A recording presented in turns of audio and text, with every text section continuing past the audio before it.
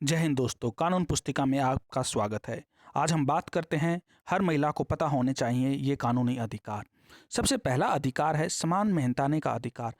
Equal remuneration act में दर्ज प्रावधानों के मुताबिक जब सैलरी पे या मेहनताने की बात हो तो जेंडर के आधार पर भेदभाव नहीं किया जा सकता।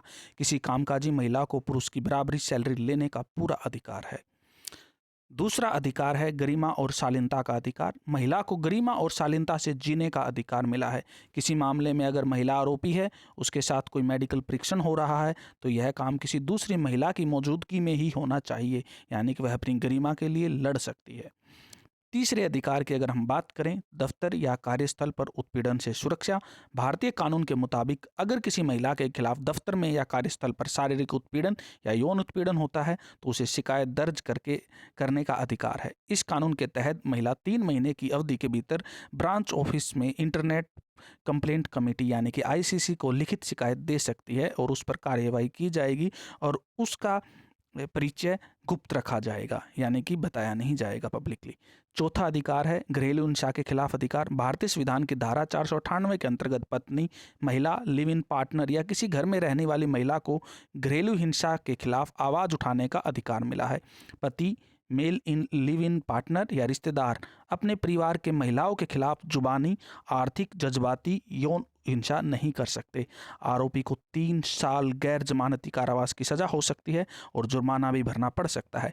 मतलब किसी भी महिला को किसी भी प्रकार से किसी भी रिश्ते के आधार पर अगर परेशान किया जाता है तो वह इसके खिलाफ कार्यवाही करवा सकती है। इसलिए आज की महिला इन अधिकारों को नहीं जानती है। किसी भी प्रकार का हिंसा सहन करना भी एक अपराध है, इसलिए अपने अधिकारों के लिए लड़े। पांचवा, पहचान जाहिर नहीं करने का अधिकार। किसी महिला की निजता की सुरक्षा का अधिकार हमारे कानून में दर्ज है। अगर कोई महिला यौन उत्पीड़न का शिकार हुई है तो वह अकेले डिस्ट्रिक्ट मजिस्ट्रेट के सामने बयान दर्ज करा सकती है। किसी महिला पुलिस अधिकारी की मौजूदगी में बयान दे सकती है। उसकी जानकारी गुप्त रखी जाएगी, यानी कि सामाजिक रूप से नहीं बताई जाएगी। अगले अधिकार की बात करते हैं। 6 अधिकार है मुफ्त कानूनी मदद का अधिकार। लीगल सर्विस अथॉरिटी एक्ट के मुताबिक बलात्कार की शिकार महिला को मुफ्त कानूनी सलाह पाने का अधिकार है। लीगल सर्विस अथॉरिटी की तरफ से किसी महिला का इंतजाम किया जाता है जो उसको समय समय पर राय देती है। सातवां, रात में महिला को नहीं कर सकते गिरफ्तार। किसी महिला आरोपी को सूर्यास्त के बाद या सूर्योदय से पहले गिरफ्तार नहीं कर सकते। अपवाद में फर्स्ट क्लास मजिस्ट्रेट के आदेश को रखा गया है। कानून यह भी कहता है कि किसी से अगर उसके घर में पूछताछ कर रहे हैं तो यह काम महिला कांस्टेबल या परिवार के सदस्यों की मौजूदगी में होना चाहिए। आठवां अधिकार है वर्चुअल शिकायत दर्ज करने का अधिकार। कोई भी महिला वर्चुअल तरीके से अपनी शिकायत दर्ज कर सकती है। इसमें वह ईमेल का सहारा ले सकती है। महिला चाहे तो रजिस्टर्ड पोस्टल एड्रेस के साथ पुलिस थाने में चिट्ठी के जरिए अपनी शिकायत भेज सकती है। इसके बाद एसएचओ महिला के घर पर किसी कांस्टेबल को भेजेगा जो बयान दर्ज करेगा।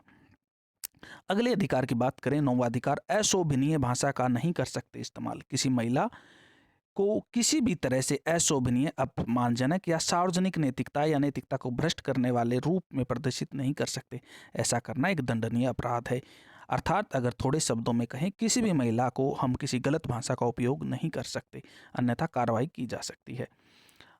अगला अधिकार है महिला का पीछा नहीं कर सकते। आईपीसी की धारा 354D के तहत वैसे किसी भी व्यक्ति के खिलाफ कानूनी कार्यवाही होगी जो किसी महिला का पीछे दर्ज करा सकती है। इसके लिए ज़रूरी नहीं कि कंप्लेंट उसी थाने में दर्ज हो जहां घटना हुई है।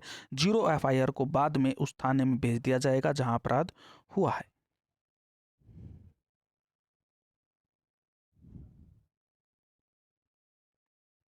ये थे कुछ अधिकार जो